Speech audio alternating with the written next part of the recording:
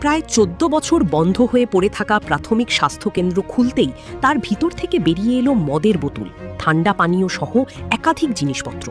যদিও স্থানীয়রা বলছেন গত কয়েকদিন আগেও প্রাথমিক স্বাস্থ্যকেন্দ্রে ছিল মানুষজন। তাদের বন্ধ হয়ে পড়া স্বাস্থ্যকেন্দ্র খুলত কারা, কি চলত ভিতরে, এই নিয়ে ব্যাপক চাঞ্চল্য তৈরি হয়েছে খানাকুলে। 3 দিন আগে পর্যন্ত খোলা হয়েছে। কারা ছিল থাকতো এখানে? রাস্তার যে পিডব্লিউ কাজে এসেছিল ওনারা ছিল। তারা থাকতো এখানে? আচ্ছা।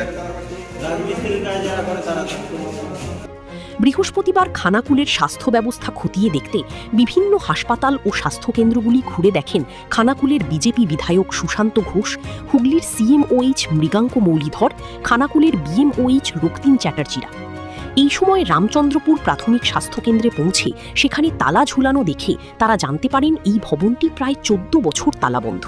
ফলত তালা ভেঙে ভিতরে ঢুকে সকলেই কার্যত চমকে ওঠেন।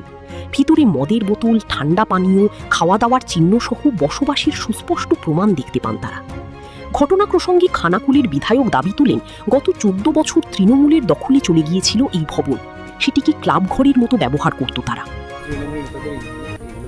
দীর্ঘদিন ধরে এই বিষয়টা আমি বারবার এর আগেও বিধানসভাতে তুলেছি যে হাসপাতালের বিল্ডিংগুলো সব মদ মাংসের আর হচ্ছে গাঁজার আড্ডা হয়েছে, এগুলো এই করুন। তো এই সরকারের আগের সরকারের যারা ছিল নিশ্চিতভাবে তারা উত্তর দিতে পারে। যদিও এই প্রসঙ্গে তৃণমূলের তরফ থেকে কোনো প্রতিক্রিয়া মেলেনি, তবে বিষয়টি নিয়ে তীব্র চাঞ্চল্য ছড়িয়েছে এলাকা জুড়ে।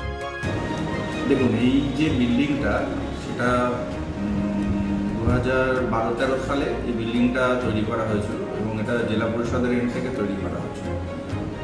আমার যখন 2 পোস্টিং হয় তখন থেকেই ওই ঘরটা কিন্তু হ্যান্ডওভার আমরা পাইনি, মানে তার আগে থেকেই আমরা হ্যান্ডওভার পাইনি।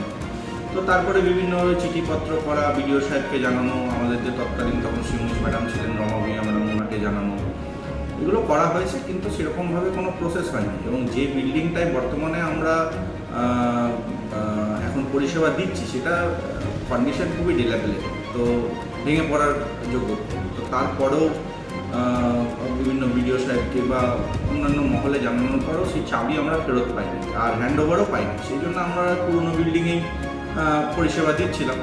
কিন্তু এখন এমএলএ সাহেবের তৎপরতায় ওই যে নতুন বিল্ডিং, সে চাবি উনি ভাঙিয়ে দিলেন, গেটের যে তালা, এবং আমরা নতুনভাবে নিজস্ব তালা লাগিয়ে দিলাম এবং পরবর্তী দিন থেকে ওখানে আমরা পরিষেবা দেওয়ার চেষ্টা করব এবং ওখানে পরিষেবা শুরু হয়ে যাবে। এবং এমএলএ সাহেব বলেছেন যথাযথ সহযোগিতা করবেন এবং ওখানে যে ভেতরে ফ্যান ট্যান বা যেসব লাইটের সমস্যা এবং বাইরে যে সমস্ত ভাঙাচোরা অবস্থা আছে সেগুলো একটু সারিয়ে দেওয়ার ব্যবস্থা করবেন, এগুলো আশ্বাস দিয়েছেন।